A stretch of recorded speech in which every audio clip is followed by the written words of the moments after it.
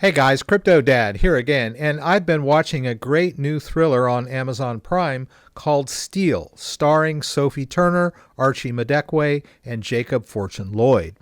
It's a great thriller. It's a very smart and taut crime drama, and I'm really enjoying it so far.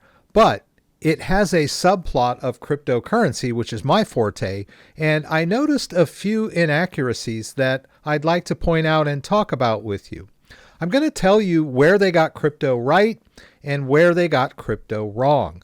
Now, it's probably not the writer's fault because there are a lot of misconceptions about cryptocurrency floating out there that many people just accept as true.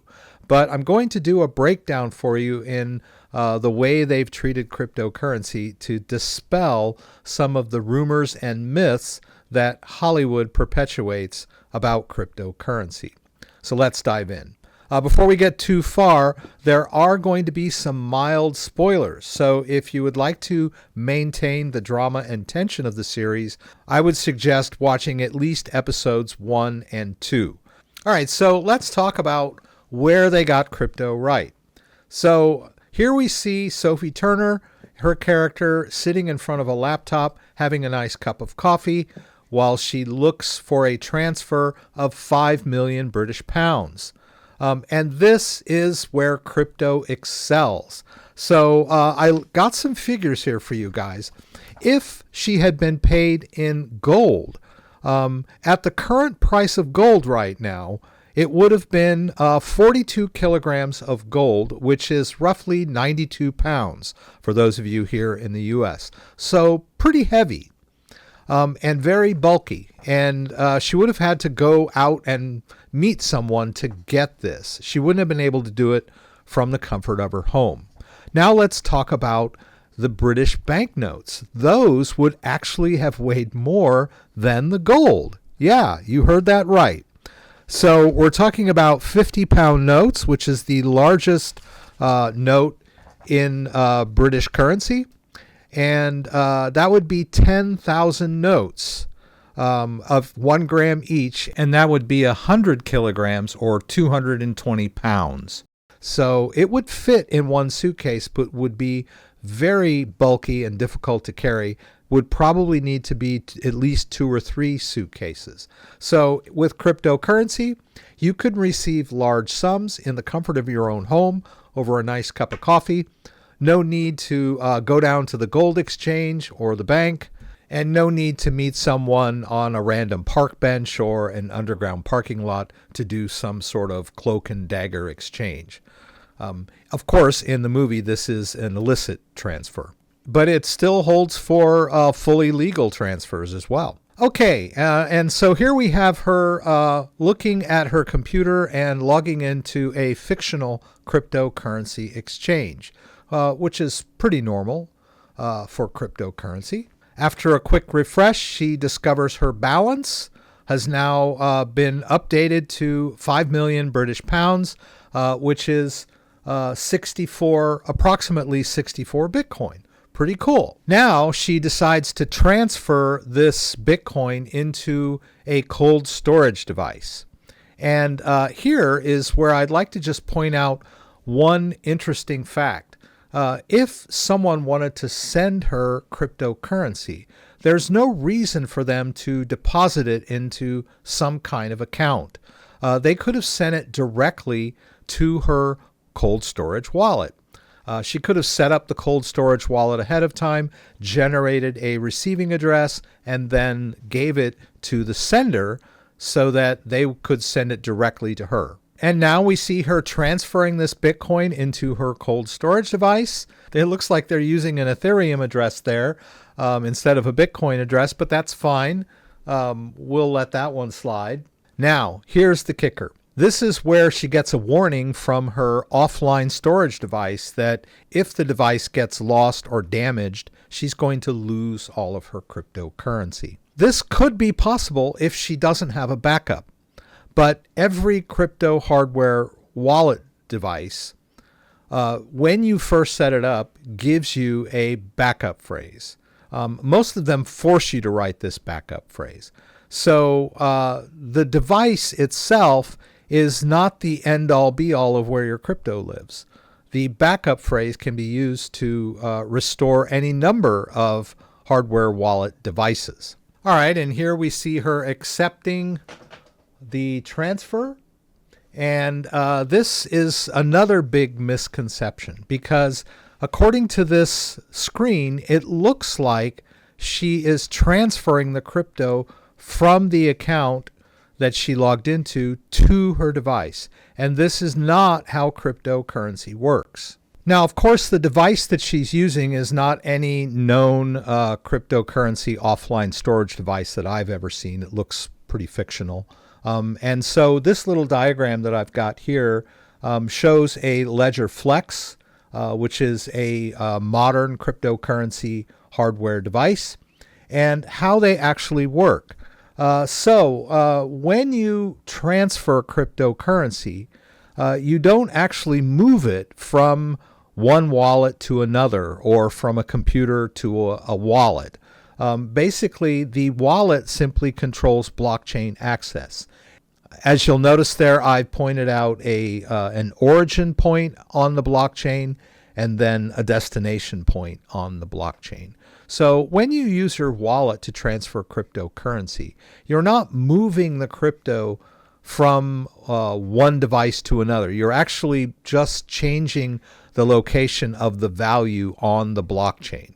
So that's something to be aware of, because movies and Hollywood give us the impression that the crypto is actually in the device.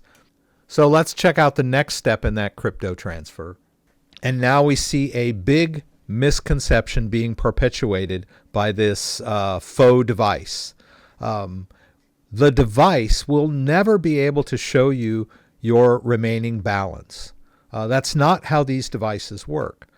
In order to check a balance, it would have to query the blockchain, and that would mean that it was online or connected to the internet.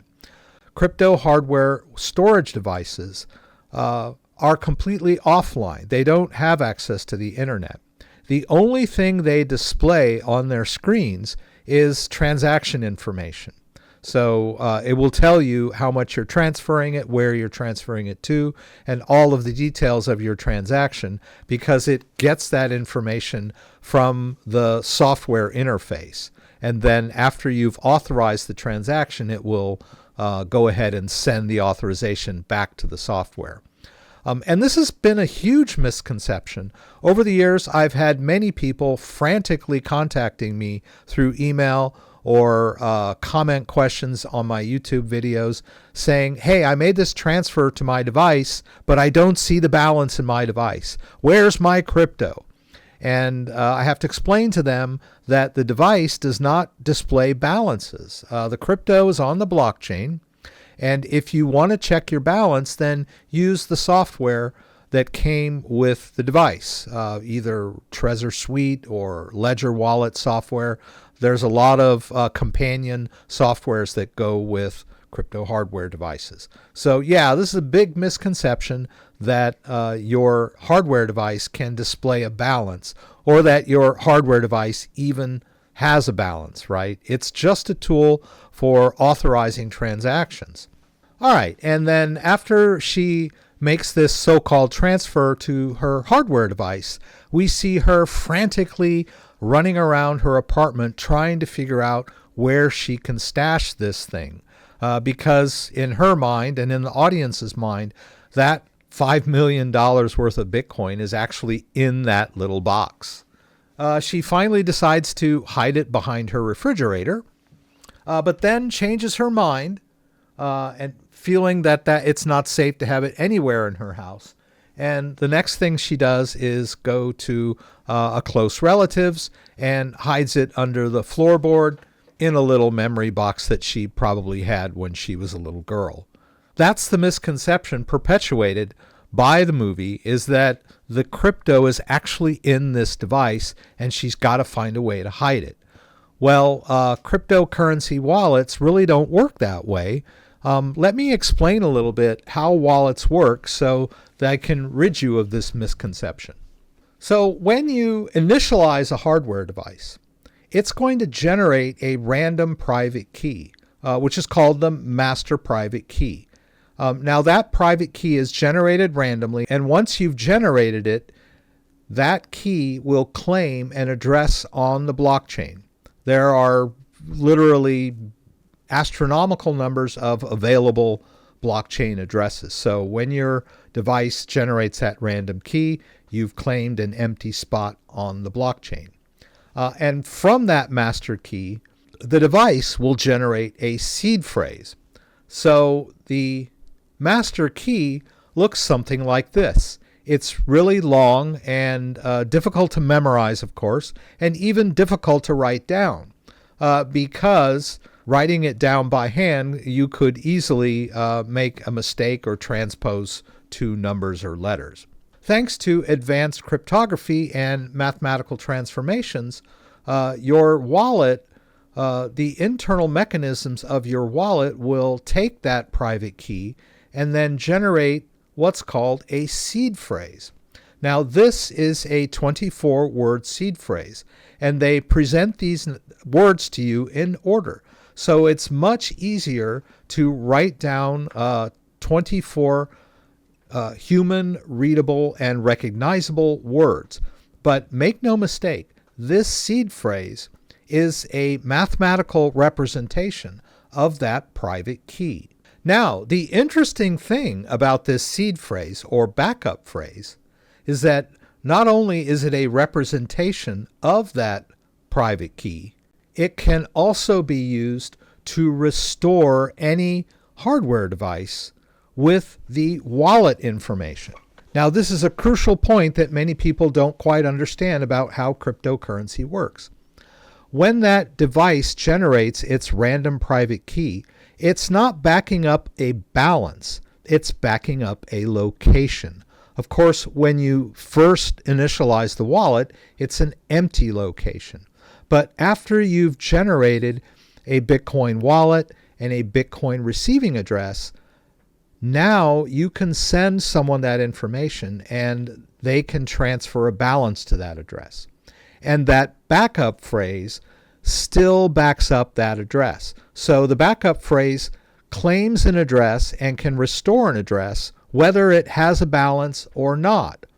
So it seems like you're backing up an empty wallet, but you're not. You're staking a location. So the seed phrase can regenerate that master private key and restore it to any number of hardware devices. All you have to do is go out and buy a new hardware device, and then you input that seed using the recovery process, and that device now is locked in to that previous wallet. So now you can see why I kept harping on the fact that the device itself doesn't really contain the crypto. It's just a tool for managing the crypto. The seed phrase is the important thing. Many people have made the mistake of taking a hardware device, such as a ledger, and sticking it in a safe for 5 to 10 years. This is a big mistake because it's just an electronic gadget. It's not a vault holding crypto. It needs to be updated. It has to have new firmware and software to accommodate all of the changes taking place in blockchain technology. Blockchain technology is not a static science. It is constantly changing. And so you should have a modern device that can handle all of the latest protocols. In fact, we're moving towards quantum resistant blockchains. So of course, you have to have a device that has the latest updates. So what does that tell us about the OPSEC of the show? Well, once she transfers that cryptocurrency into her faux offline storage device, there's immediate tension and panic. She's trying to figure out where she's going to hide this. And at this point, she could be under suspicion of some kind. So it's a very hectic and stressful situation. When in reality, what she could have done was initialize the hardware device, generated that receiving address, gave it to the sender so that they could send it directly to that wallet address. She could have written down the seed phrase in several places, and quietly and calmly hid those in secure locations long before she ever received the transfer. In fact, after she had those seed phrases written down and hidden, she could have wiped the device and simply gotten rid of it. It's sort of a millstone for her anyway, having to drag it around, trying to figure out where to hide it. These seed phrases could have easily been hidden well beforehand. The device itself was a source of suspicion. And by the way, she didn't even need the device to check the balance of her wallet. As long as she still had that receiving address, she could go to a public library, a friend's house, or even from home using that VPN and use that receiving address in a blockchain explorer to check the balance of her wallet. The blockchain is public, and you don't even need a private key or a wallet to simply check the balance as long as you have a receiving address.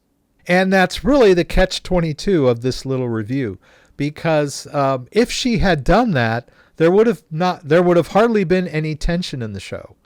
In fact, crypto OPSEC, crypto self-custody OPSEC, is actually pretty boring if you do it right.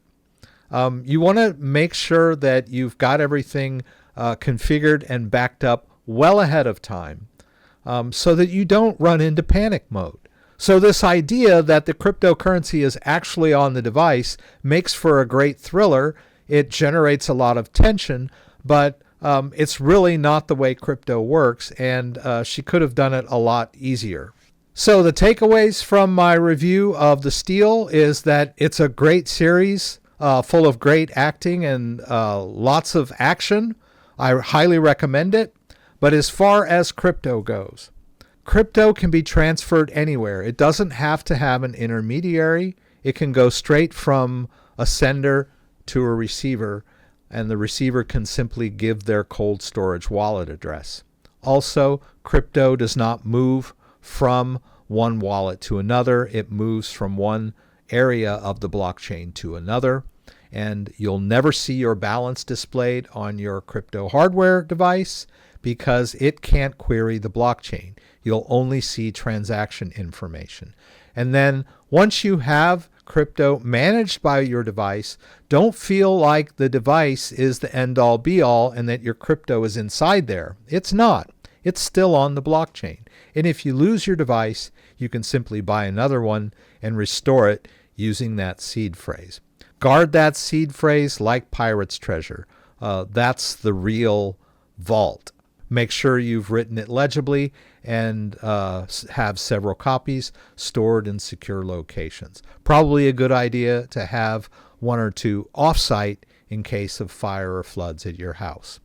If you have any questions about anything I said, please throw them up in the comments and I'll do my best to get them answered.